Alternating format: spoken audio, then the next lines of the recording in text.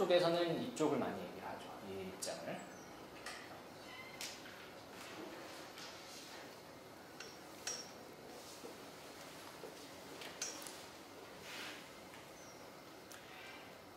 그래서 왜 그러냐면 근대성 자체가 출발부터가 어떤 여러 가지 모순적인 양가적인 측면, 양가성을 내포하고 있었기 때문이라는 거예요. 왜 사회학자들이 이런 얘기를 많이 하면서 특별히 사회학자들이 고전 사회학자, 막스, 듀르켄, 베버, 진멜 뭐 등등 이런 사람들이 얘기하는 그 사회학 탄생할 때 그 사람들이 탄생할 때 사회학 자체가 바로 이러한 모순을 인식하고 이 모순을 어떻게 해결할까 하는 프로젝트에서 시작된 걸로 볼 수 있거든요. 즉 무슨 얘기냐면 사회학은 아주 간단히 얘기하면 계몽주의를 또 비판하는 낭만주의라고 했어요. 그러니까 뭐 이건 아주 간단하게 얘기하면 이성, 낭만주의, 감성, 종교, 이런 거 얘기하고, 그 다음에 연대성, 솔리데리티, 공동체, 이런 거 강조하는 거예요. 이건 개인, 이런 거 하는 경험주의, 그죠? 개인, 이성, 이런 거 강조하는 거잖아요. 근데 사회학은 이 두 가지 프로젝트를 동시에 다룬 거야. 사회의 탄생 자체가 이 모순을 어떻게 조화롭게 할 것이냐. 그러니까 사회 속에서 개인은 개인으로서 개인주의가 있어야 되죠, 그죠? 개인이 주체가 돼야 돼, 제대로 돼요. 동시에 근데 그 개인이 다 뿔뿔이 흩어지면서 어떻게 되죠? 사회가 망하죠. 안 되니까 이 사회를 묶어줘야 되죠. 그 묶어주는 건 뭐예요? 전통적 가치. 근데 전통적 가치를 할 수는 없어요. 근데 어쨌든 뭔가 묶어주는 공통의 뭐가 있어야 돼요. 가치체가 있어야 돼요. 공동체가 돼야 된단 말이죠. 우리가 서로 다 다른 개인이지만 모여서 대한민국을 이루고 사회를 이루고 그래도 우리가 한 공동체다라고 하는 뭐가 있어야 되죠. 그 두 가지 모순된 프로젝트. 이거를 동시에 사유하고 이것을 해결해 봐야겠다. 그리고 동시에 또 영향도 받았어요. 사회학은 계몽주의 비판적인 관점, 비판적인 이성 이런 걸 중시하면서도 동시에 사회 속에 이것을 합리성이라고 하면 합리성이라는 것만으로 사회를 설명할 수 없고 비합리성을 강조하는 게 사회학이에요. 듀르켄 같은 경우가 대표적인 거죠. 사회를 잘 뜯어봤더니 사회는 사실 핵심이 종교다 이거거든요. 그 종교적인 연대성. 그러니까 사람들이 모이고 연대하고 뭐가 하려면 종교적인 뭐가 있어야 돼요. 그 전통에 이제 기독교만 얘기하는 게 종교성, 종교적인 게 있어요. 뭔가 가치가 있어야 되고 뭔가 규범 뭐가 있어야 그걸로 가지고 뭉쳐. 도덕이 있어야 돼요. 듀르켄이 얘기해. 그래서 듀르켄은 자신의 사회학을 도덕과학이라고 생각했어요. 도덕이 그냥 도덕을 강요하는 게 아니라 도덕을 과학적으로 설명하고 싶어. 이런 프로젝트예요. 그러니까 이 모순된 상황, 어떻게 이런 모순을 해결할 수 있을 것이냐 라고 하는 차원에서 생각하는 거예요. 이 근대성 자체가 단지 계몽주의로만 설명할 수 있는 게 아니라 계몽주의 반동이 낭만주의도 있고 다른 여러 반동들이 있는 거예요. 이 반동들의 모순을 가지고 있었기 때문에 이 모순들이 뻗어나가는 거예요. 이게 포스트 모던이죠.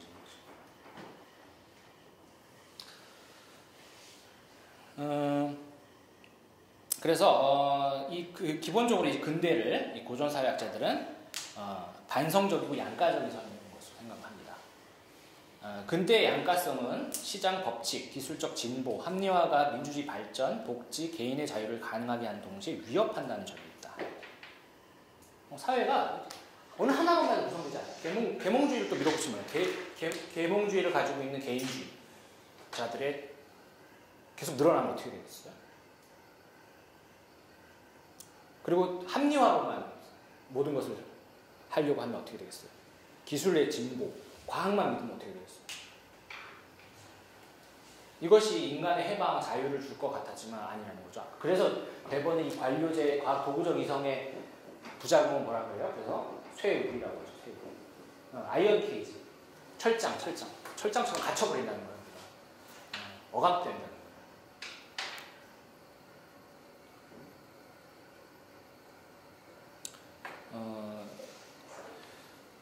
여기 이제 그 인용문을 좀 읽어볼게요. 90년대 이후 연속성과 단절론, 양자 모두를 비판적으로 지향하며 등장한 일련의 이론적 흐름이 주목을 받게 되는데 이들은 포스트 모던적 전환의 의문을 품고 다시 근대성의 테마로 회귀하는 양상을 보이지만 그렇다고 해서 근대의 가능성을 긍정하지도 않는다.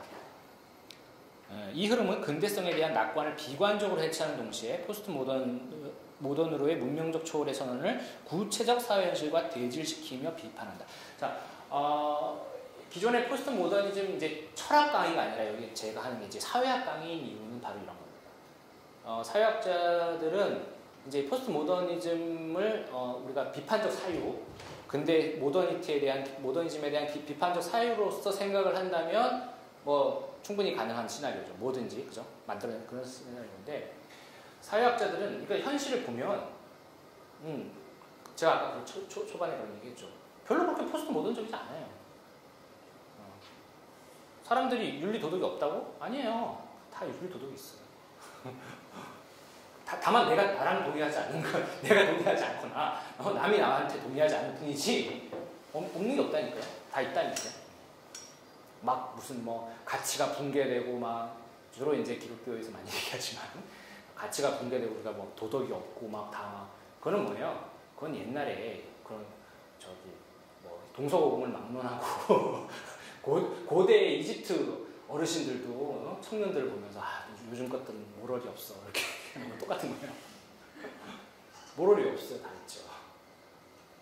다만 내가 동의하지 않느냐 그 차이. 기독교가 동의하지 않는 이게 이제 문제죠. 자기가 동의하지 않으면 없다고 생각하는 자기 입장에서 아니에요. 자기가 동의하지 않아도 있는 거예요. 다.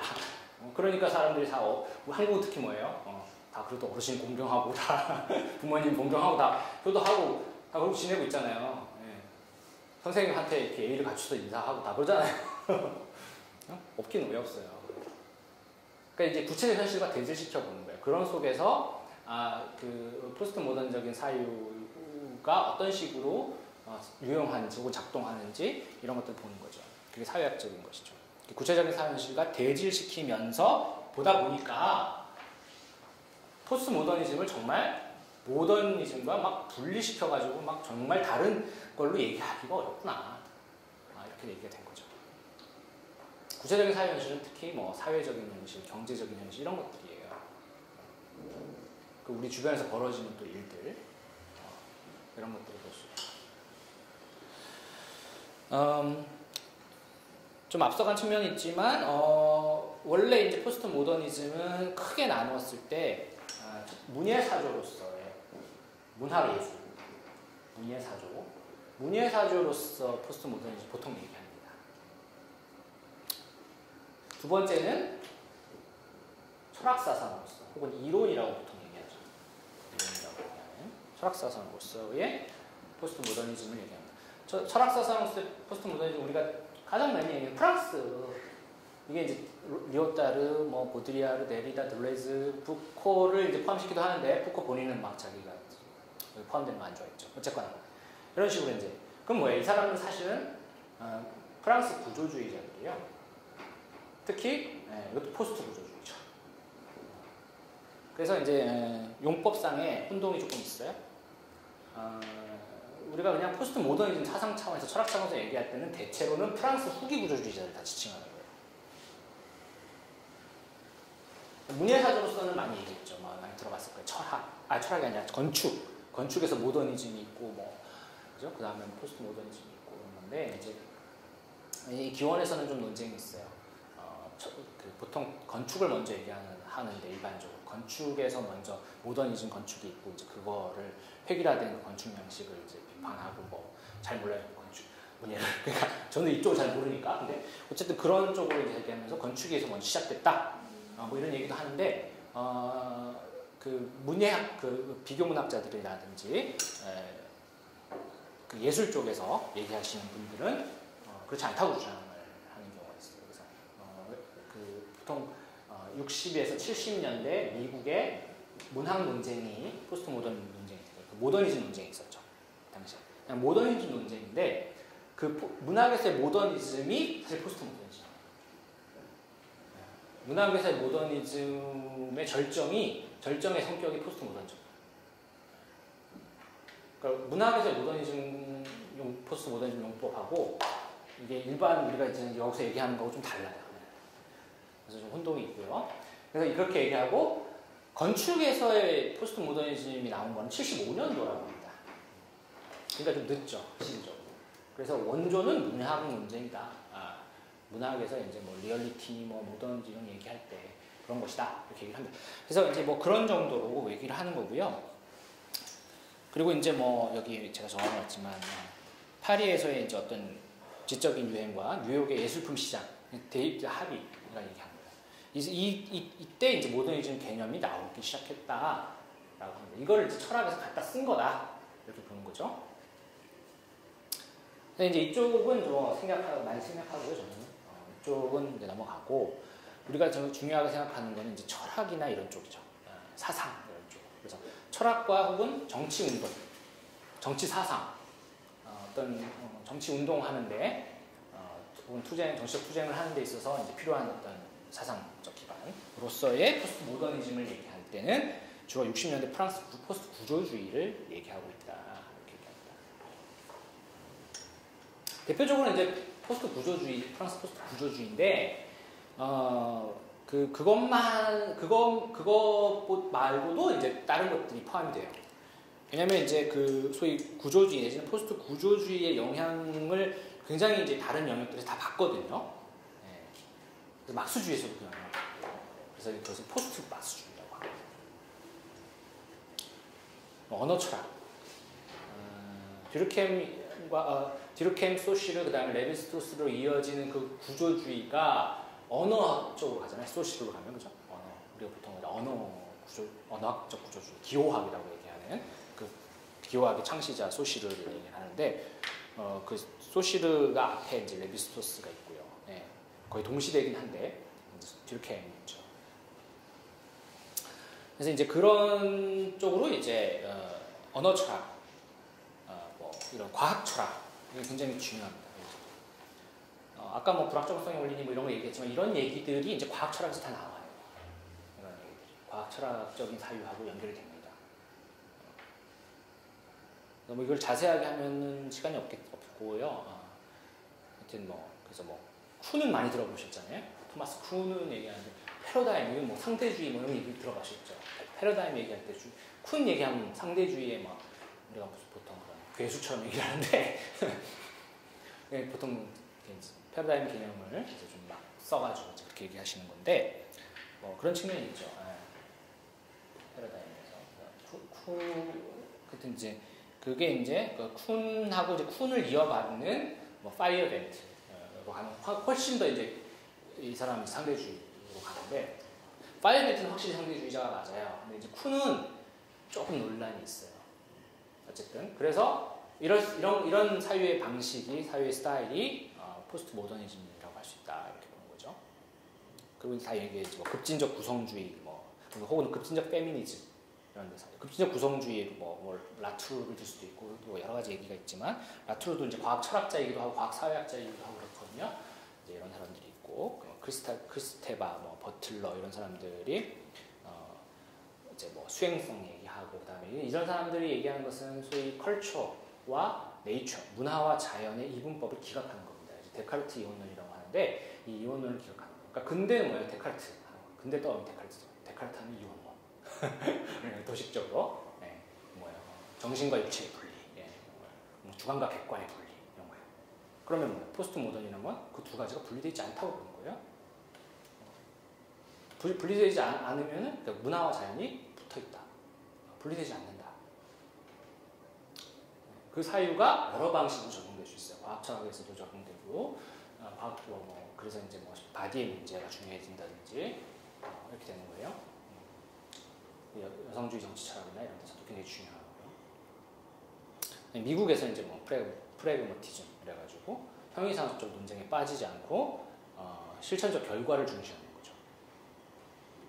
이걸 이제 한국말로 실용주의라고 번역하니까 굉장히 무슨 옛날에 이명박이 씨가 실용주의라고 번역해가지고 실용주의란 말이 오염됐는데 그 실용주의하고 다른 거예요. 정치적 실용주의하고 전혀 다른 거고요.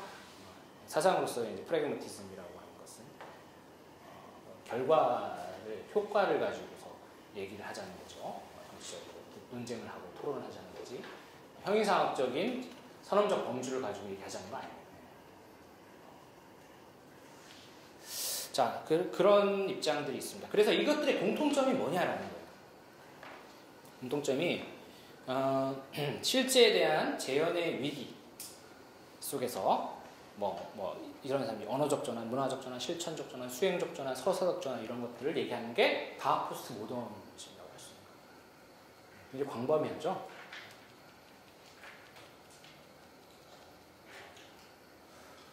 자, 주관과 객관, 근대성의 주관과 객관, 과학 이성을 가능하게 하는 거예요. 대상이 있고 객체가 있고 이거를 객관적으로 관찰하는 거죠, 주체가. 그렇죠? 이게 명확하면 한 거예요. 내가 저걸 관찰하면 저 분명히 있는 거예요. 내가 딱 보면 저 녹색이면 녹색인 거죠. 이의가 없죠. 자, 다 녹색이고 그렇죠. 다 이의가 없는 거예요. 이것을 실제라고 하고, 실제라는 것은 표상, 그대로 재현될 수 있다. 실제 보는 거하고 내가 그것에 대한 이론을 만든 거하고는 일치한다. 이것은 과학 철학에서는 실증주의라고 합니다. 사회학과.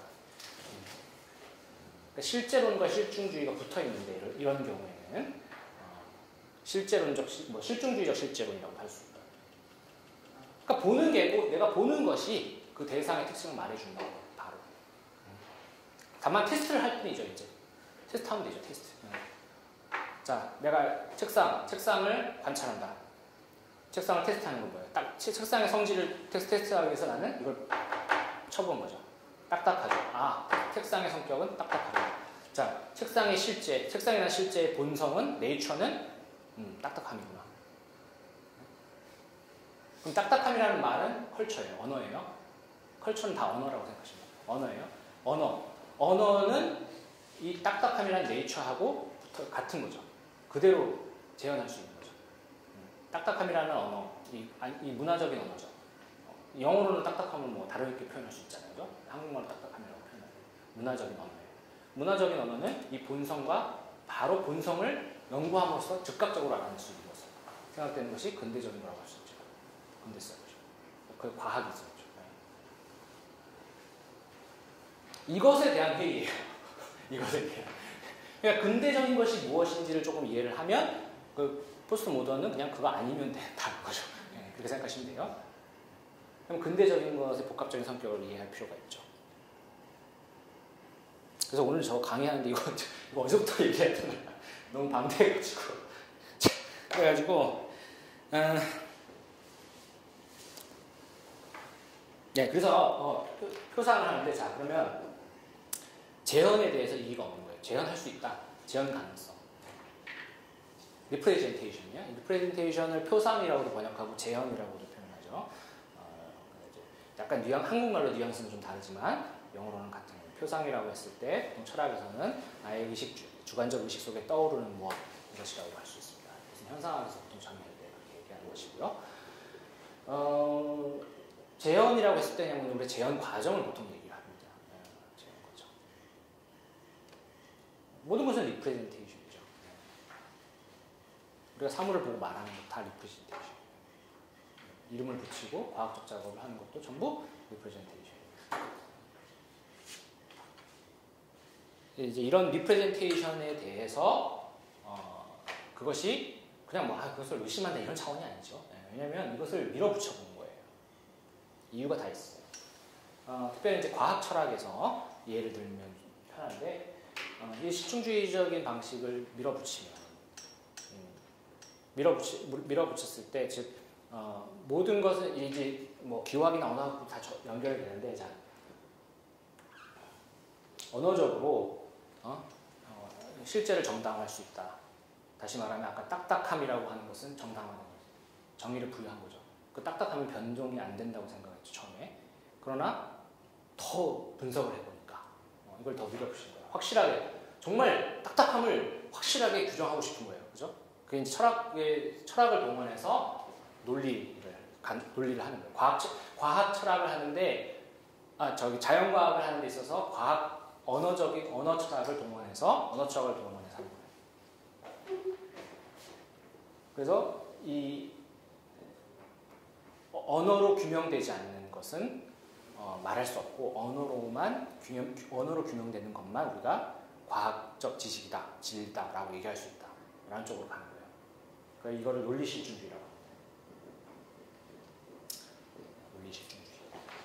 비트겐슈타인 전기 후기 나눴을 때 보통 전기의 입장을 발전시킨 거라고 보통 얘기하죠. 빈학파, 오스트리아 빈학파 사람들 얘기하는데 이 사람들은 실제를 더 명확하게 언어로 규정하고 싶어 했어요. 언어의 성격.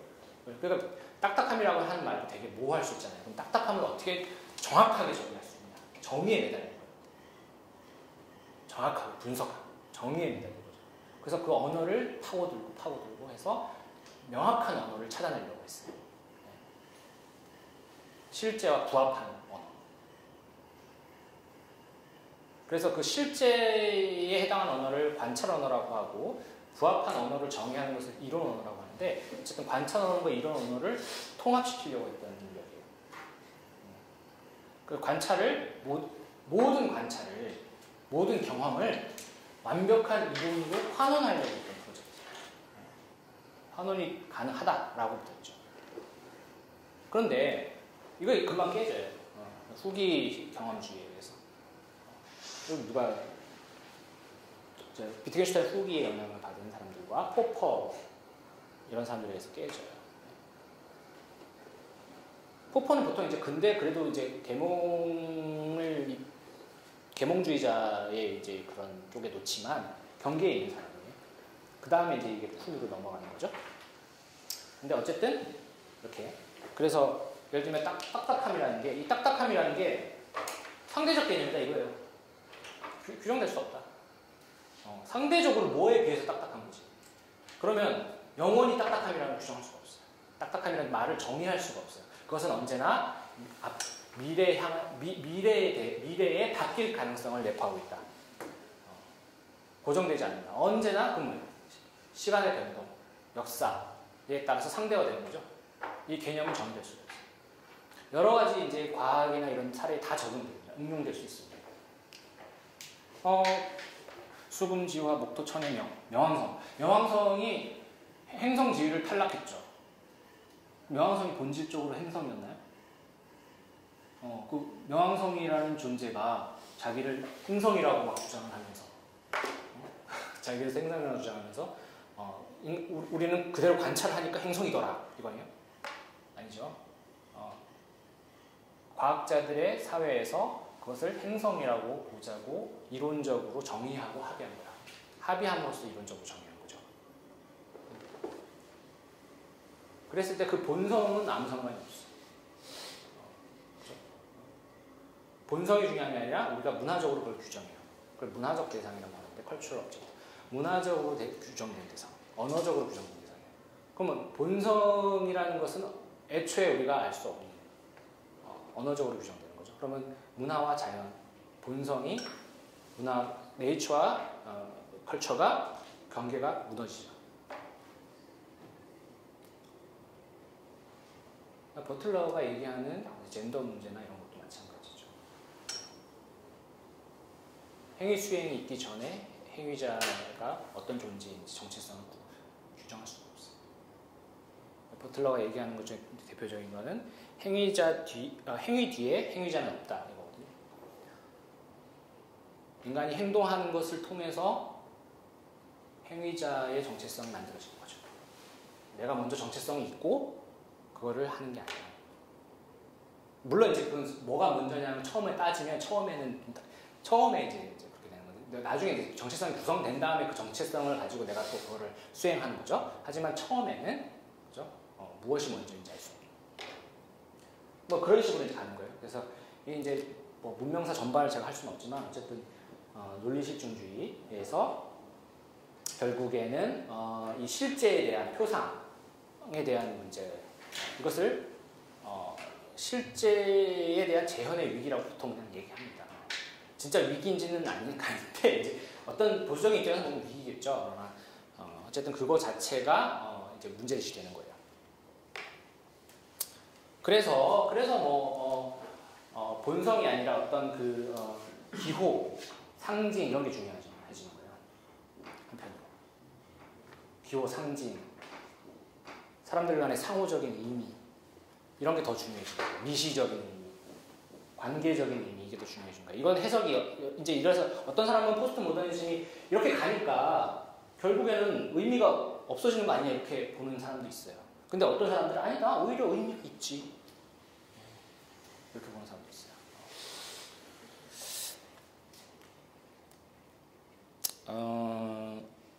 그래서 뭐 여기 기원을 써놨는데 이거는 뭐 학자들마다 이 뭐 포스트 모더니즘의 기원을 니체라고 하는 사람도 있고 철학에서 하이데거라고 하는 사람도 있고 그래요. 심지어 베냐민이라고 하는 스칼렛이는 베냐민이라고 주장하는데 이것에 무슨 반론도 있습니다. 말도 안 되는 소리 하는 얘기도 있는데 하여튼 그거는 너무 이제 사조를 앞당기면 그죠?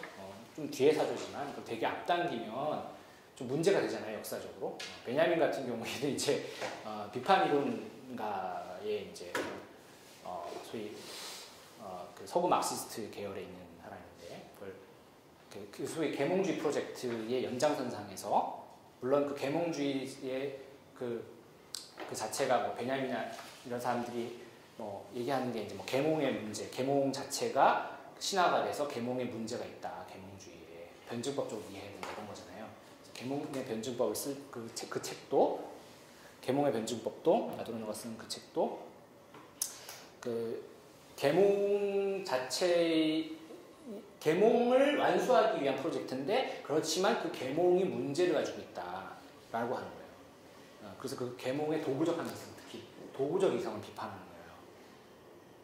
그렇게 해서 나아가는 건데 어쨌든 그런 식으로 해서 그런 약간 포스트 모던적인 냄새가 나는 게 있어요.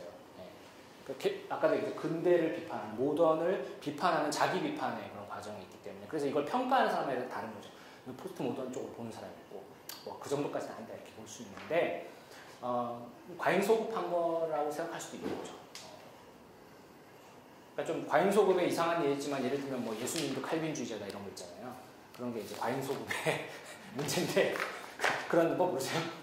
기독교인들은 다 알 것 같은데 칼빈주의를 강조하는 이제 어떤 분들은 깔뱅주의 여기서 이제 기독교인이 아닌 분이 계시니까 깔뱅주의 이제 그 종교개혁자 깔뱅이라는 거죠.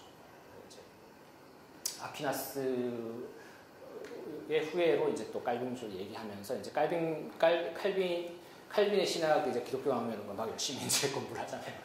그런 다음에 예수님도 사실 따지고 보면 아리스토텔레스 저기 그 전에 토마스 아퀴나스도 칼빈주의자에 칼빈주의자라고 할 수도 있고 결국 예수님도 칼빈주의를 지지할 수밖에 없다. 그러니까 예수님도 칼빈주의자다. 뭐 이런 식으로 이제 과잉소급해서 가는 거죠. 그래서 오늘날의 사조를 과거에 너무 과잉소급하면은 논리적인 문제가 발생하잖아요. 그런 문제가 있죠. 그렇고요. 그 다음에 그 3페이지에 보면 뭐 이데올로기로서 포스트 모더니즘 이렇게 해놨는데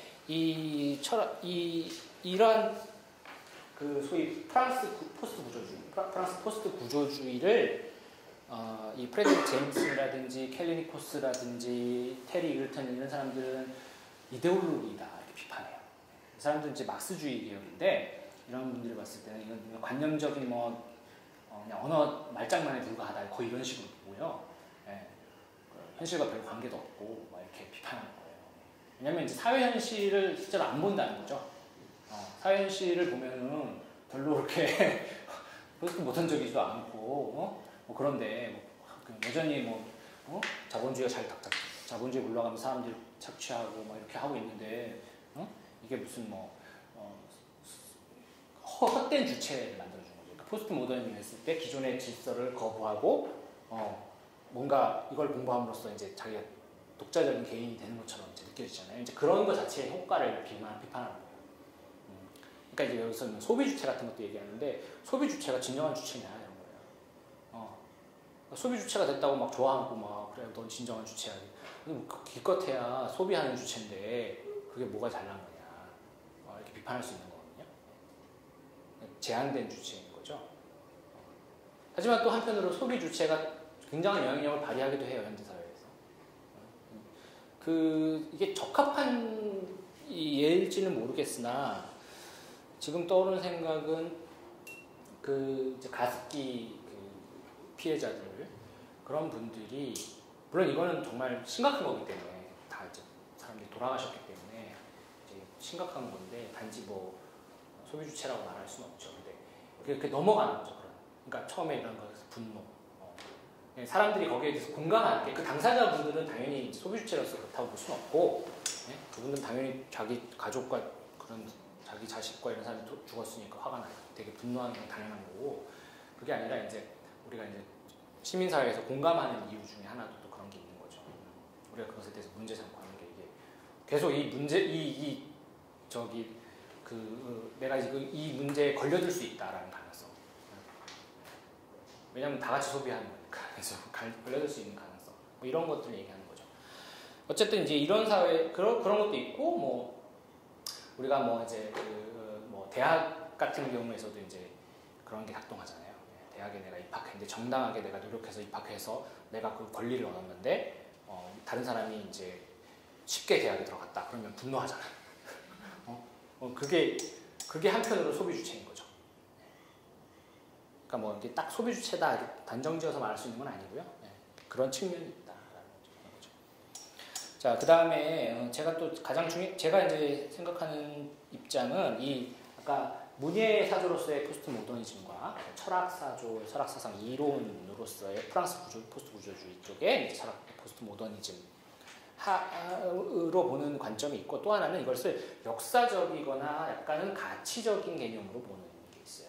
저는 이제 이쪽 입장에서 많이 얘기를 하는데 사회학자들이 특히나 이쪽 입장에서 많이 얘기를 하는데요. 역사적 이행기의 사회적 현상과 어떤 시대상으로 보는 거예요. 광범위하죠. 이렇게 보는 거예요. 아까 역사적 이행기. 그러니까 근데 어떤 자본주의 양식이 있어요. 삶의 양식, 그다음에 사회 구조, 경제가 작동하는 방식, 시장 경제도 굉장히 중요해요. 시장. 이런 것이 오늘날 여러 가지 형태로 이제 변형이 오죠. 그 이행기에 사람들이 이제 거기에 대해서 인식론적으로 의심을 갖고 있다. 이걸 인식을 갖는 거예요. 철학을 통해서 의심하고, 의식적으로 단절을 하고, 반성을 하고, 또 근대를 비판하고, 함으로써 약간 사회를 진단하는 사람들의 어떤 사회적 상상, 이건 이제 찰스 테일러의 개념인데 사람들이 그렇게 생각하는 어떤 분위기, 문화 이런 걸 하는 거예요. 이런 거로서의 포스트 모더니즘이죠. 좀 더 이제 철학적이라기보다는 좀 더 우리 일상의 문화와 관련된 걸로 이렇게 이해를 하는 겁니다. 그래서 그렇기 때문에 비정합적이라는 거예요. 바우만이 얘기하는 지금부터 바우만이. 그리고 그래서 이 포스트 모더니즘이라는 것은 다양한 형태로 구현된 근대성에 관해서 질문을 던질 수 있게 해주는 어떤 관점이다. 여러 상치되는 견해들의 발원지다. 데이비드 하비는 이렇게 얘기를 하고요. 그리고 이제 하비의 관점에서 이 사람들이 이제 뭐 사회적인 측면을 강조하는 분이니까 이제 일련의 사회 사상이라기보다는 오히려 해명해야 할 어떤 역사적 조건이다. 이렇게 봅니다. 그리고 어떤 이제 하나의 문제적 상황이다. 담론적인 상황이다. 그러니까 통일된 어떤 가치 체계가 아니고 문제 상황이다. 그래서 이제 페터 지마라고 하는 이제 비교 문학자이자 사회학자인 분인데 이분이 이제 얘기를 하는 겁니다. 그래서 이제 이 페터 지마는 또 그럼에도 불구하고 또 문제를 제기하게 하죠. 결국에 그러면 이것이 포스트 모더니즘이라는 게 그냥 자기가 보고 싶은 대로 보는 거냐? 이렇게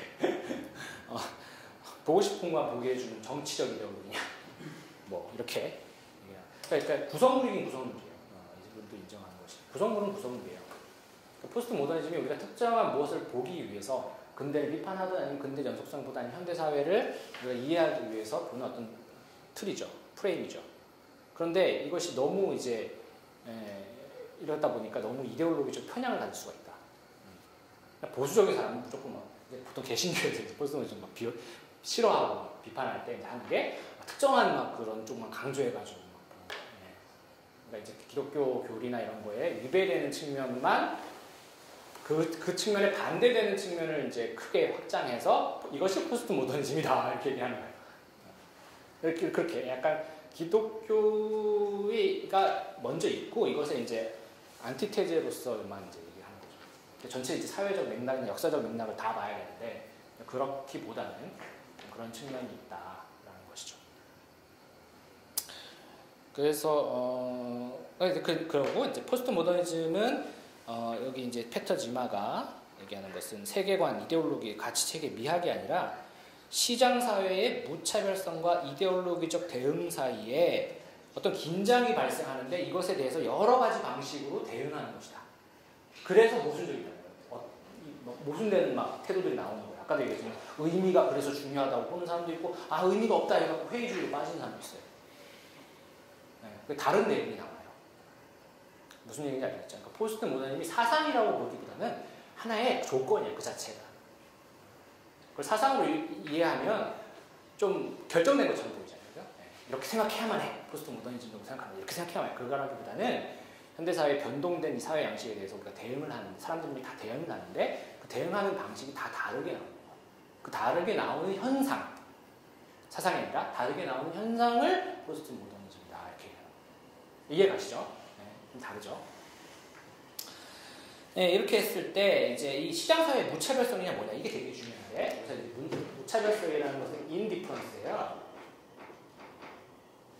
인디퍼런스, 디퍼런스, 그러니까 차이성, 그러니까 차이가 아니라 차이가 없는 거, 무차별. 이것은 무슨 뭐와 같냐면 동일성이라고 하는 것 같아요. 이게 무슨 얘기냐? 이거 사실은 막스주의나 비판 이론을 조금 이해를 해야 되는데. 근대성의 문제 여러 자본 있다고 했잖아요. 근데 이 중에 이제 자본주의 이런 걸 대체적으로 얘기할 수 있다고 했죠. 그게. 그 자본주의 문제가 뭐겠어요? 여러 가지가 있죠. 근데 원리적으로 보통 얘기할 때 자본주의는 시장 사회에서 시장에서 모든 것이 교환될 수 있는 거예요. 교환될 수 있어요. 그러면 가치라는 것이 다 교환에 의해서 이루어지죠. 교환 가치. 네. 교환이 안 되면 가치가 없는 거예요. 교환이 돼야만 가치가 있는 거예요. 근데 이 교환이 되는 원리는 다 뭘로 교환이 되죠? 화폐. 화폐가 만물의 척도라고 합니다. 만물의 척도가 되죠? 그럼 그 만물의 척도가 바로 이것이 바로 동일자예요. 동일자. 모든 것을 환원한다는 거예요. 동일한 것을. 가치, 특정한 돈의 가치, 돈으로 환원한다는 거예요. 돈의 척도가 있잖아요. 측정이 있잖아요. 이건 1,000원, 2,000원, 3,000원 올라가죠. 측정이 있죠. 그럼 모든 것을 다 똑같은 잣대로 잰다는 거죠. 동일성을. 무차별적. 다, 그럼 모든 가치가 다 똑같아지는 거예요. 모든 존재가 다 똑같아지는 거예요. 시장 질서 안에서는. 그죠? 개성이, 개성이 없어지고. 인간도, 거기서. 그래서 노동이 왜 문제가 됐어요? 노동. 우리가 노동력을 팔러 시장에 나가잖아요. 그래서 나의 노동력을, 취업이 그거잖아요. 나의 노동력을 사주시오. 그런데 인격을 안 보죠. 응? 돈으로 환원될 수 있는지 없는지 보는 거 아니에요. 얘가 일을 잘해서 돈을 얼마나 많이 벌어줄 수 있는지 그걸로 환원되는 거 아니에요. 그게 바로 동일성, 인디퍼런스, 무차별성이라고 합니다. 이 무차별성이 여전히 지금도 문제가 있다는 거죠. 이 무차별성 속에서 어떻게 대응하느냐, 그 차이, 그것이 문제다. 그래서 지마가 지마를 얘기하자면 물 자체로서의 포스트 모더니즘이란 건 없다 이렇게 하면서 이건 이거 좀 항상 늘 이데올로기적인 구성물인데 예를 들어 셰익스피어 얘기하죠. 셰익스피어는 중립적인 것처럼 보이지만 누가 재구성하느냐에 따라 다르게 해석될 수 있다 이런 얘기예요. 넘어가서 4페이지에 첫 번째 줄에 그래서 이들 개념의 성격은 이론적 사변 속에 개입하는 우연적 요인과 논자들의 개성, 더 나아가 그들의 관점에 내포되어 있는 이데올로기적 편향에 따라 달라지게 마련이다. 그 다음에 이제 밑에 단락에 전반적인 애매함 때문에 포스트 모더니즘은 근대화의 단절로 볼 수도 있고 새로운 수단을 통한 근대의 계속으로 볼 수도 있다. 디마르트 캄퍼가 이런 생각을 대립의 통일로 파악하는 것은 정당하다. 자, 서로 모순되는 두 명제, 포스트 모더니즘은 급진화된 근대로서의 결정적 지점에서 근대에 충실하다는 명제, 근대를 연장하고 근대를 이어받았다는 명제와 포스트 모더니즘 결정적 지점에서 근대를 배반하고 있다는 명제 둘 다 옳다. 이때 중요한 것은 이 충실과 배반을 지나치게 평가적으로 해석해서 이데올로기화하고 상호 적대적인 노예인 어떤 신화적 행위체로 만들지 않아야 한다는 것이다. 근데 이 신화적 행위체라는 건 뭐냐면 실제로 의지를 가진 행위자가 아닌데 의지를 가진 행위자처럼 취급한다라는 거예요. 그래서 제가 이제 마지막에 얘기할 것은 남은 시간 동안 얘기할 것은 이제 개신교에서 특히 주류 개신교에서 얘기하고 있는 그 포스트 모더니즘 담론이 바로 포스트 모더니즘을 신화적 행위체로 취급하고 있지 않는가 하는 거예요. 그러니까 이게 실제로 얘는 의도를 가진 게 아니에요. 포스트 모더니즘이 무슨 의도가 있어요. 얘는 그냥 아까 얘기했지만 최소한 사상이거나 아니면 이 사상들을 속에 우리가 이 현상들, 이 사회적인 현상들을 대응하기 위한 여러 현상들을 표현하는 것인데 그냥 현상의 표현인데 그것을 마치 의도를 가진 막 사탄의 이런 검은 그림자처럼 이렇게 이해를 하고 있다는 거예요. 그럴 수밖에 없는 이유로 이해는 가는 게 있어요. 왜냐하면 개신교에서의 전통은 악을 악마라고 하는 혹은 사탄이라고 하는 인격적 실체로 믿기 때문에 쉽게 환원하기 때문에 그렇게 보는 전통이 있기 때문에 포스트 모더니즘도 마치 악마의 현현인 것이냐 악마의 그 성육신인 것이냐 성육신은 예수님밖에 없는데 마치 포스트 모더니즘이 악마의 사탄의 성육신인 것이냐 취급하고 있다. 이런 게 제 비판의 핵심인데요. 어쨌든 그렇습니다. 하여튼 이 포스트 모더니즘 말이 언제부턴가 제가 맨 처음에 이제 90년대 이 말을 처음 들었다고 했는데 한때 반짝하다가 한 10년 가고 그러다가 요즘에는 거의 얘기를 안 해요. 일반 사회 영역, 일반 이론하는 데서도 이 말은 잘 안 써요. 잘 안 쓰고요. 바우만도 초기에는 이 포스트 모더니즘 책을 많이 썼는데 최근에는 리퀴드 모더니티라고 해서 약간 입장을 수정한 걸로 보여요. 그래서 좀 다르고요.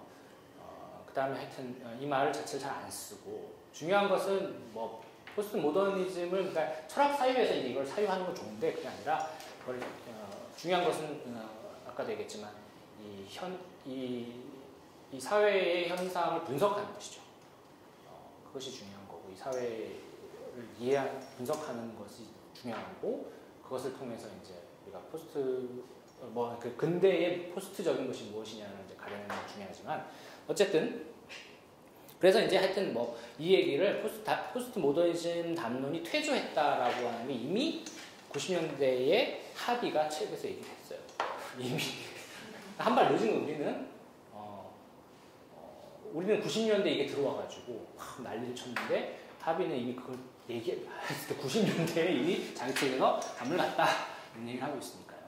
근데 물론 그 사람이 한물 갔다고 해서 우리가 또 뭐 그 사람을 따를 이유는 없죠. 그러나 하여튼 중요한 것은 이 말 자체에 너무 매여서 이렇게 뭐 다른 이론을 평가하거나 이렇게 공부를 막 터부시하거나 특히 이제 개신교 진영에서 그래서는 안 될 것 같다 이렇게 생각이 들고요. 제가 이제 4페이지 이후로는 또 이게 오늘 지금 한 얘기들을 좀 더 디테일하게 정리한 건데 할 시간이 있을지는 모르겠어요. 1절에서는 그 모더니티의 특성, 소위 근대성이라고 합니다. 근대성을 근대적 합리성이라고 볼 수도 있는데 아까 다 설명한 거예요. 근대적 합리성이라고 볼 수도 있는데 이것은 양가적인 의미가 있어요. 그렇죠?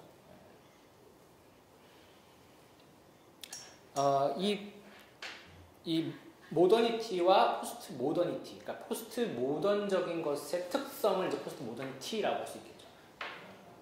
그러니까 모더니즘이라고 하면 사상 냄새가 나니까 그거보다는 포스트 모던 내지는 포스트 모더니티 이렇게 얘기를 하려고 하는데요.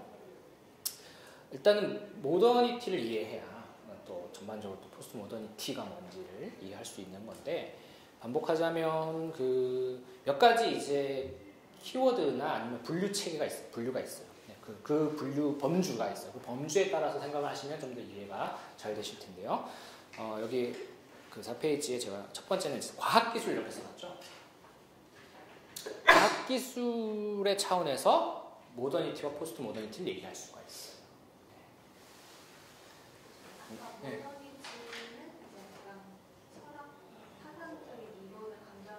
네. 모더니티는 원래 시대 얘기죠. 모더니티 시대. 그 시대를 보는 거 역사적인 개념인데, 근데 거기에 그냥 시대가 아니라 시대의 특성이라는 의미가 있는 거예요. 그래서 가치, 속성 이런 게 있는 거죠.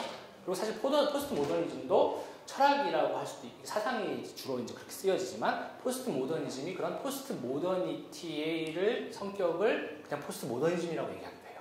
이게 용어가 정리가 안 돼 있어요. 혼동돼요. 굉장히 혼동돼 있어요. 네. 막 전문적인 학자들도 막 싸워요. 그래가지고. 근데 이제 저는 이제 하여튼 최근에 가장 잘 정리된 입장들을 지금 뭐 종합해서 여러분들한테 얘기를 해드리는 거라서. 그리고 좀 물론 제 입장도 있고. 첫 번째는 이제 과학기술의 측면에서 얘기할 수 있어요. 이게 저는 사상을 먼저 얘기할 수 있는데, 먼저는 이 과학기술이 좀 중요한 차원이다라고 봐요. 왜 이걸 과학 / 기술이라고 해놨냐면, 엄밀하게 과학하면 보통 과학적 이성이나 과학적 방법론 이런 거 얘기해요. 과학이론, 메소돌로지, 방법론 이런 걸 얘기하고,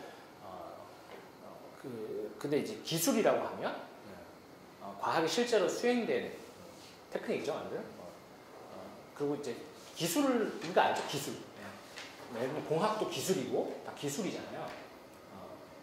실제로 어떻게 프랙티스하냐, 실제로 어떻게 적용하는, 어플라이하느냐, 이게 이제 기술인데, 이 과학과 기술은 보통 우리 과학하면 그냥 과학기술 다 포함해서 얘기를 하는데, 약간의 단절도 있고요, 복잡한 관계가 있어요. 어쨌든 하여튼 이제 그냥 통칭해서 이제 이걸 이제 뭐 과학기술학에서는 이제 과학기술 그냥 이렇게 얘기해요. 과학기술. 과학이 제대로 과학이 되려면 또 기술이 없으면 안 되거든요. 기술이 없으면 그냥 과학은 이론만 남아있죠. 그것도 안 돼요. 그렇다고 해서 기술만 또 우리가 과학이라고 할 수 있냐? 또 그것도 아니거든요. 되게 복잡해요. 어쨌든 근데 이제 과학기술의 차원에서 근대성이라는 걸 얘기할 수 있다. 여기서 이제 과학기술이라는 것은 이제 이성하고 관련이 있죠. 그러니까 이성이 작동하는 방법이 이제 그것을 관철시키고 그것을 실현하는 것이 이제 과학기술인 거예요. 보통 그래서 이제 계몽주의 철학을 철학 차원에서는 얘기를 하는 거고, 그 계몽주의 철학의 핵심이 이제 이성, 주체, 진보 이런 거. 이성, 로고스. 왜 이 로고스라고 가르쳐냐면, 그럼 포스트 모더니티는 뭐겠어요? 반대를 생각하면 돼요. 그냥 감정, 아까 얘기한 감정. 아니면 이걸 파토스라고 해요. 열정이나 정서적인 것, 이런 거죠. 실제로 이제 이런 도구적 합리성에 대해서 이것을 어느 정도 이것을 반대로 극복할 수 있는 차원일 베버가 얘기해요. 우리 막스 베버가 그걸 카리스마라고 봐요. 파토스적인 거죠. 열정. 이 도구적 합리성과 이 관료제에 찌들은 사람들에게 해방을 주는 건 누구예요? 영웅. 현대사회에서, 민주사회에서 우리가 왜 이렇게 자꾸 뭐 대통령의 막 인기 투표하듯이 해요? 영웅을 찾는 거예요. 영웅. 열정, 막 지지하고. 거기에 별로 합리적인 것 같지 않은 그런 차원도 있잖아요. 네. 내가 그냥 그 사람이 그냥 좋은 거지. 뭐 이유가 있냐? 나중에 이유는 맞추는 거예요. 걷다가 끼워 맞추는 거예요. 그죠? 근데 여전히 그게 있어요. 그러니까 이게 옛날에도 있었고 근대도 있었고 지금도 있어요. 그죠? 그러니까 이게 이제 딱 잘라서 말하기가 어렵죠. 베버가 이미 근대성을 얘기하면서 그런 차원을 다 얘기하고 있죠. 그래서 양가적이라고 계속 얘기하는 거죠. 근대성이라는 것 자체가 내포하고 있는 것이 양가적인 것이. 그 다음에 그래서 이제 문제는 그래서 첫 번째는 뭐 과학기술의 차원에서 볼 수 있는 게 있고요. 두 번째는 뒤에 이제 5페이지에 보면 산업사회와 시장경제라는데, 이게 이제 사회 조직의 변화 차원에서 볼 수 있어요. 사회 조직. 이제 뭐 자본주의 얘기인데, 사회 조직 자체가 이제 변화하는, 사회 조직의 특성에 대해서 이제 근대성을 말할 수 있는데, 근대성의 사회 조직적인 특성이 산업사회, 시장경제 이런 거다. 그리고 이제 그 밑에 분화. 베버가 얘기한 것인데요. 분화가 되게 중요하다. 각 영역의 자율성을 얻게 되는 거예요. 그래서 관료제도 일종의 분화에 관련이 된 거죠.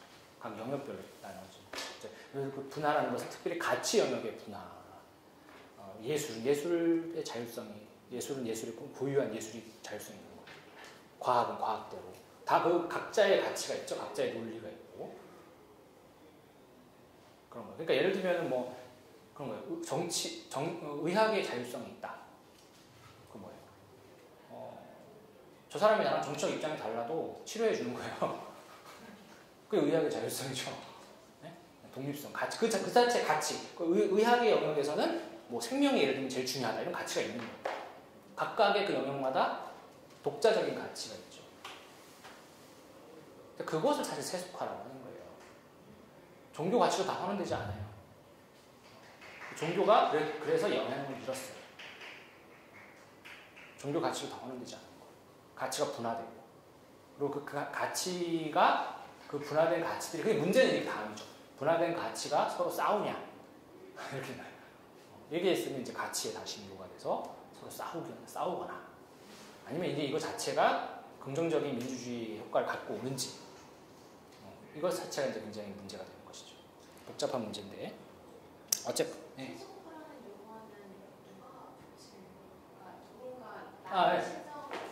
세속화라는 용어는 원래 이것도 이제 한참 얘기했는데 종교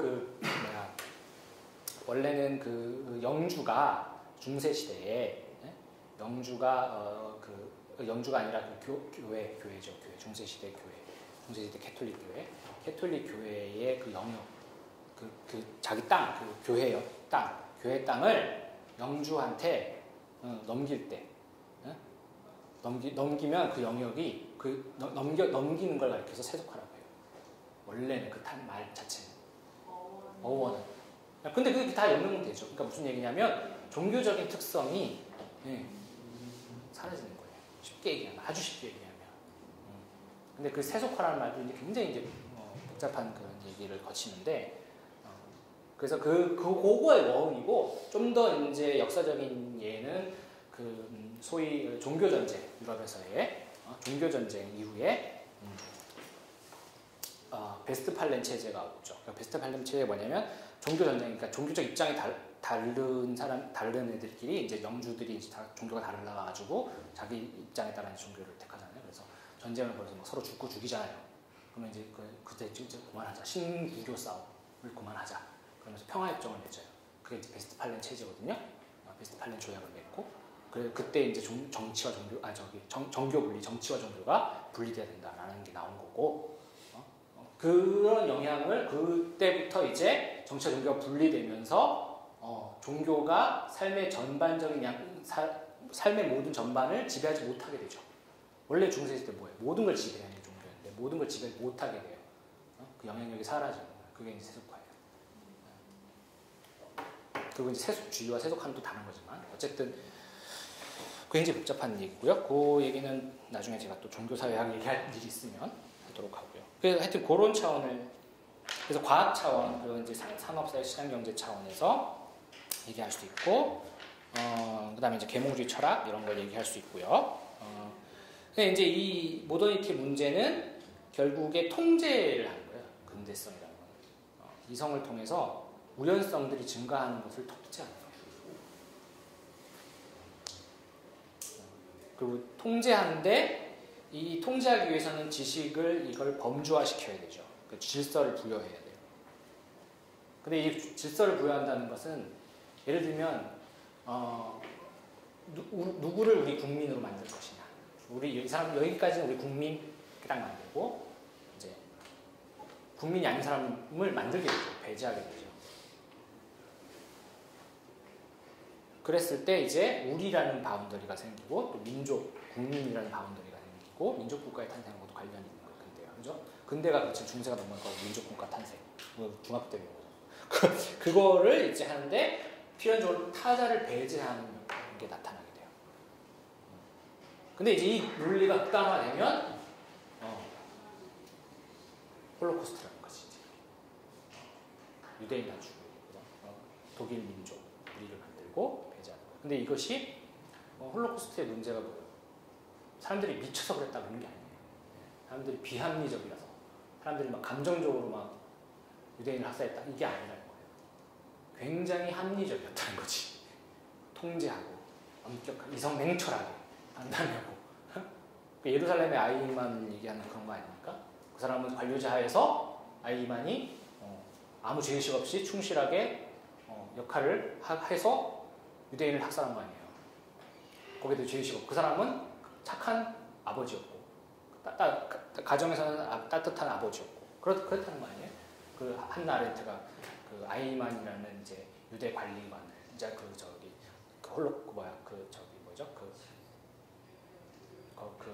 유대인들 이제 그거를 게토라고 하죠. 게토를 관리하는데 거기서 사람들 죽이는 역할을 했잖아요. 중간 관리자 역할을 했잖아요. 근데 그 사람은 아무 죄의식이 없는 그건 뭐예요? 그게 한 관료자에서 자기 주어진 역할을 충실하게 명령에 따라 했다만. 근데 그게 우리나라에서도 있었잖아요. 광주민주화 운동할 때 전두환이 이제 명령을 했냐 안 했냐 이제 이거 자체가 이제 문제인지 그거 부정하고 있지만 많이 드러났잖아요. 그래서 그것도 막 그런 식으로 이제 하는 거죠. 그게 이제 소위 계몽의 혹은 합리성이라는 것이 어떻게 이제 그 파국을 낳을 수 있느냐, 사람을 죽일 수 있느냐 이런 문제인 거죠. 그 다음에 이제 5페이지 넘어가면 하여튼 뭐 이런 얘기들하고 그 다음에 뭐 근대성이라는 거가 이제 아까 산업화 시장 경제 이런 거 얘기했는데 뭐 포도주의, 뭐 대량 생산 이런 거 아시죠?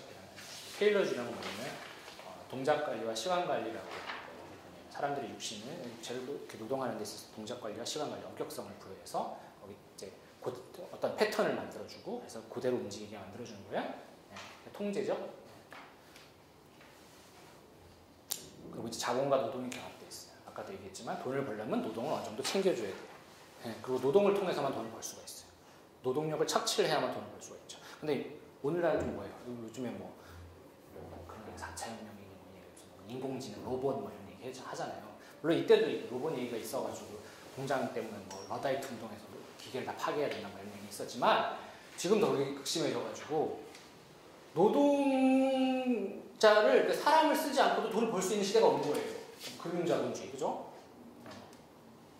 그러니까 이게 자본과 노동이 어떻게 돼요? 분리가 돼요.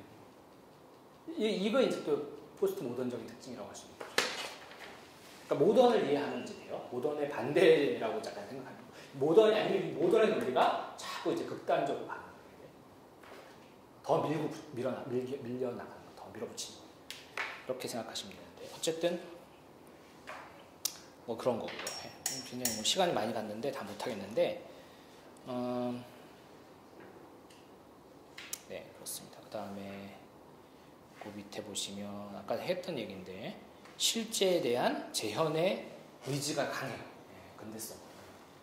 이거를 이제 기든슨 뭐 강박이라고까지 표현을 해요. 강박.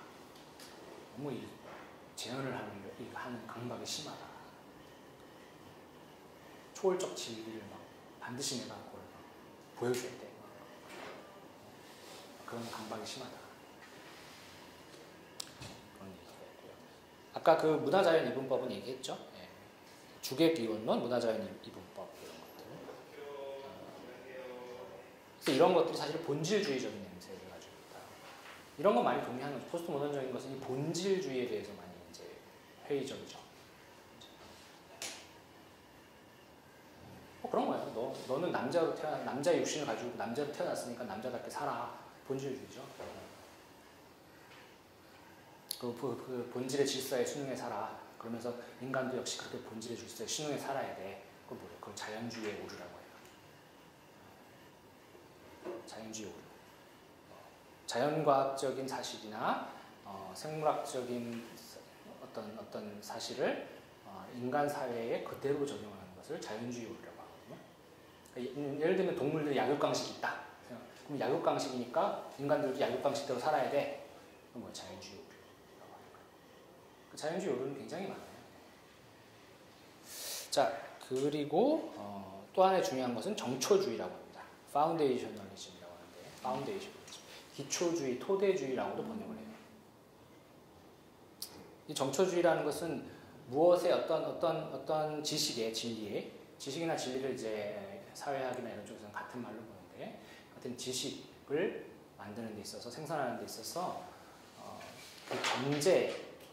그 전제나 어떤 그 전제가 있어야 된다고 보는 거죠. 그 전제로부터 출발해야 된다. 그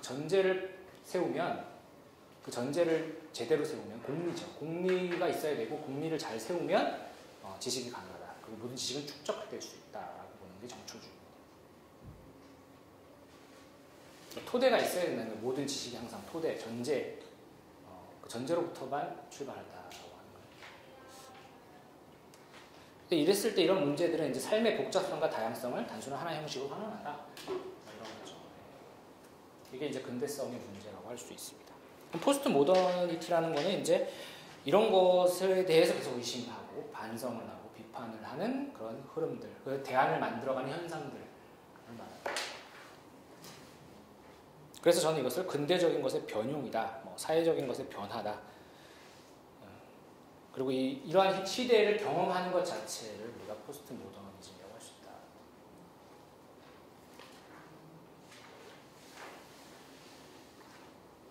그래서 이제 포스트 모더니티가 문화적으로 침전된 걸 또 포스트 모더니즘 이렇게 얘기를 합니다. 김옥동 선생님은 이렇게 얘기를 하고요. 저는 이제 6페이지에서 거의 다 했는데 빨리 하죠. 하여튼 여기서 저는 그 포스트 모더니즘을 순수한 철학적 이론이라기보다는 사회적 접근과 결부되어 있는 사회적 상상 개념에 가깝게 사용하고요. 포스트 모더니티는 역사적 용법과 가치 용법이 결합된 것으로 이해를 합니다.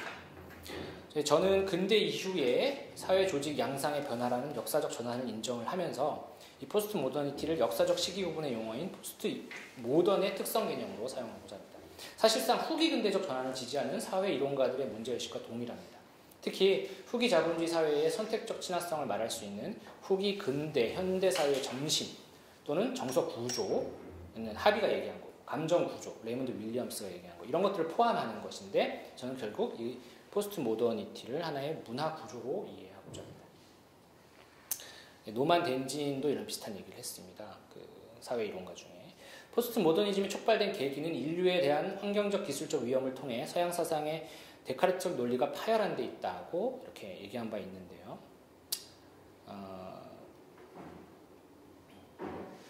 그러니까 결국에 어떤 이 근대의 어떤 근대적 사회의 특성 위기가 있잖아요. 그 위기를 이제 뚫고 나온다든지 그것 때문에 이제 환경 오염도 있는 거고 다 그런 거예요. 다 그런 걸 포함해서 그런 것들 때문에 나타나는 현상이다라고 하는 거죠. 즉 포스트 모더니즘은 사회 구조에 상응하는 문화 구조의 문화 변동 양상을 가리키는 것이고 찰스 테일러식으로 말하자면 탈근대의 어떤 사회적 상상. 탈근대 오늘 탈이라고 쓰는 것도 이거는 좀 잘못된 것 같아요. 수정할게요. 이거는 후기 근대라고 할게요. 후기 근대의 사회적 상상이다 이렇게 생각을 합니다. 앵크스라는 이제 문화학자도 이런 얘기했어요. 포스트 모더니즘은 문화의 상태를 기술화하는 것이지 단지 관념, 추상, 무드나 패션으로 환원될 수 있는 것은 아니다. 그래서 사회학적 관점이 되게 중요하다 이렇게 주장을 하고 싶고요. 이 특성들을 한번 쭉 보시고 부작용 교훈 비판 8페이지에 있는데요.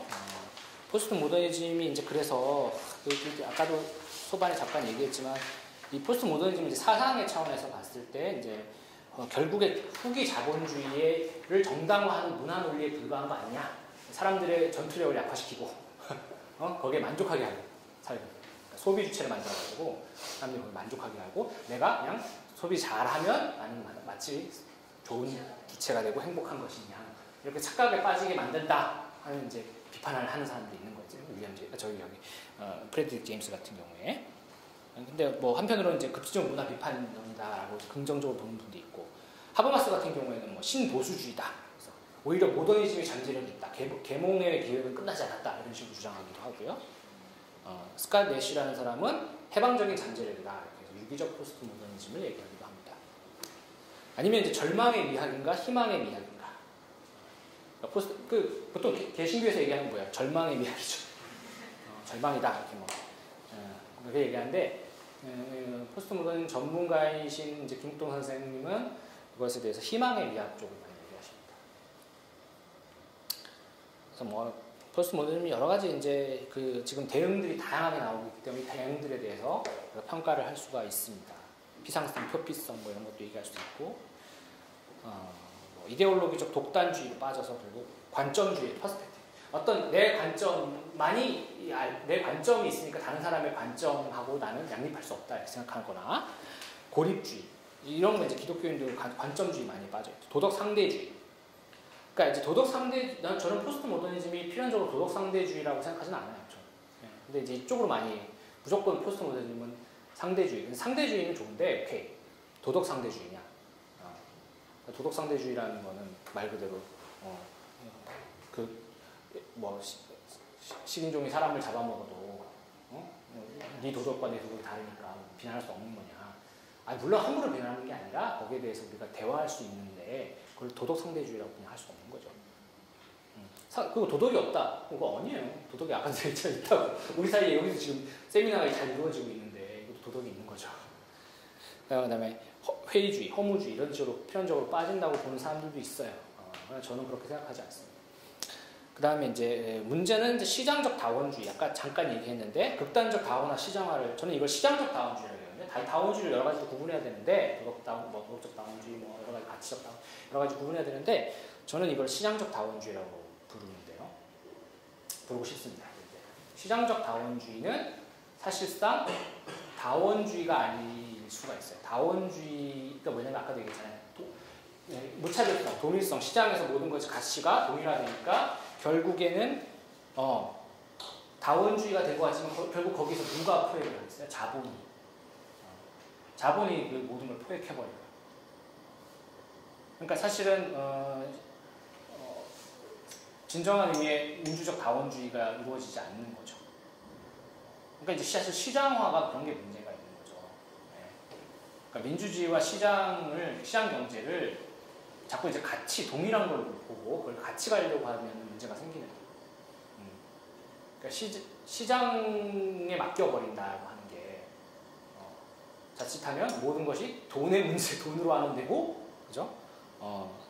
결국에는 여기 제가 써놨죠. 무차별성의 확산, 교환 가능성, 시장 가치, 자본, 동일성의 논리로 다 회귀되고, 또는 이제 원래 다원주의는 관용 때문에 나오는 건데, 관용하기 위해서 관용이 중요한 것인데 관용이 아니라 다 무관심해지는 거죠. 오히려 너와 나와 다르니까 대화도 하지 말자 이렇게 되는 무관심. 그거야말로 회의주의죠. 그러니까 이제 보통 이제 뭐 기독교 세계관 이런 거 논쟁하다 보면 기독교인들이 대체 잘 빠지는 우리가 그래 너와 나는 전제가 달라 그러니까 땡 그렇게 돼요. 한편으로는 이런 포스트 모더니즘적인 것이 현상이 무차별성에 대한 이데올로기적 반응을 불러와서 반동이라고 표현하면 좀 제가 너무 한 거지만 종교 윤리적 쇄신 운동 혹은 공동체주의 집단의식 강화하는 쪽으로 더 가기도 해요. 이걸 대안이라고 말하는 사람도 있어요. 윤리를 강조하고 바오만 쪽은 이제 도덕의 윤리를 강조하면서 타자에 대한 윤리 이런 거 강조하는데 공동체주의를 대안으로 얘기하는 사람도 있고, 근데 한편으로 이게 집단의식을 강조하는 IS처럼 극단적인 이제 이 무차별성에 대한 어떤 반응이 이런 식으로 나타날 수도 있다고 하는 거예요. 그래서 오늘날 지금 보면 글로벌한 차원에서 보면 세계가 굉장히 극단적으로 나눠져 있죠. 마치 진정한 다원주의가 됐으면 서로 잘 어울리고 이렇게 살아야 되는데 그게 아니고, 민주적 다원주의가 있으면 서로 어울리고 잘 살아야 되는데 그게 아니라 너와 나는 이제 적이니까 이제 그렇게 되는 거죠.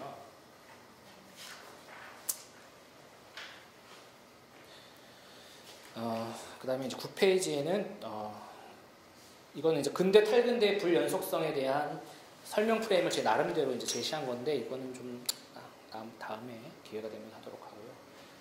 그저 이제 예전에 이제 그 분류 기준은 이건 이렇고 저건 이렇고 이제 이렇게 하는 그런 분류였다면 저는 여기서 관계성의 변화라고 해가지고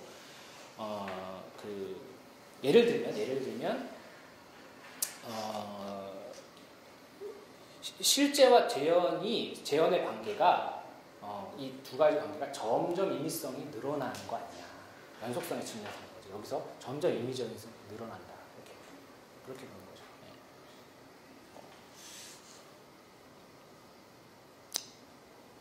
그다음에 이제 원래 사실과 가치가 근대에서는 이렇게 붙어 있거든요.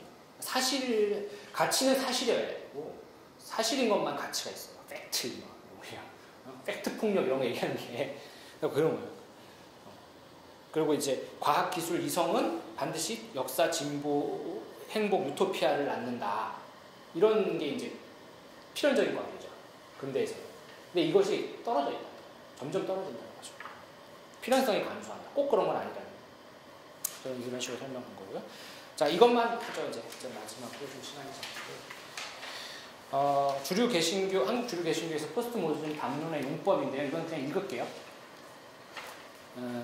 크레이그 칼훈이라는 이제 사역자는 포스트 모더니즘을 의사 역사학이라고 비판한 바 있습니다. 유사화 역사학.